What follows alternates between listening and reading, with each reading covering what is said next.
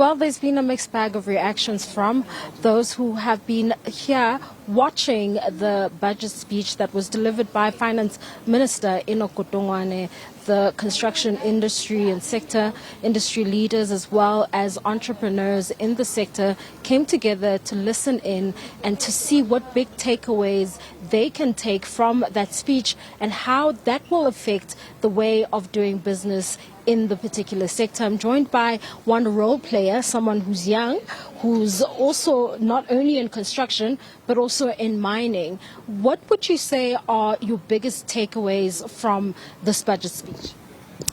Well, I think the biggest takeaway for me is the emphasis in terms of the spend in infrastructure. So it's clear that we will see an infrastructure boom, with specifically water infrastructure having about 64 billion that is set aside for that. I think for a business like mine, we will definitely find opportunities within that, find ways to create jobs, find ways to improve the current infrastructure deficits that we are facing in the country. And some of the biggest takeaways, I think, not so positive side, is obviously the levies that will be imposed upon fuel as well as diesel.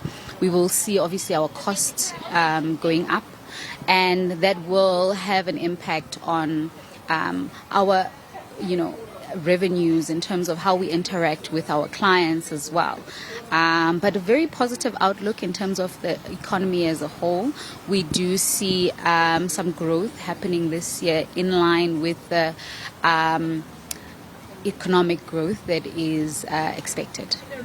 Now, when it comes to some of the challenges that the sector has been facing, I mean, if you're in construction and there is no water, does that mean that you don't work for the rest of the day? And given the fact that the minister has now set aside a significant chunk of the budget to address those infrastructure issues, what do you then say to that?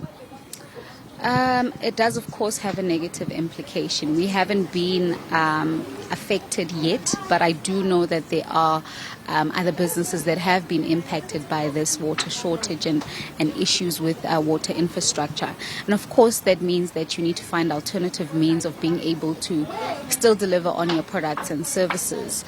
I believe that, you have to be understand that is the way that things are right now, but we will obviously expect that these developments that have come out of today will have a positive turnaround mechanism for these issues. Thank you so much for taking the time to speak to us.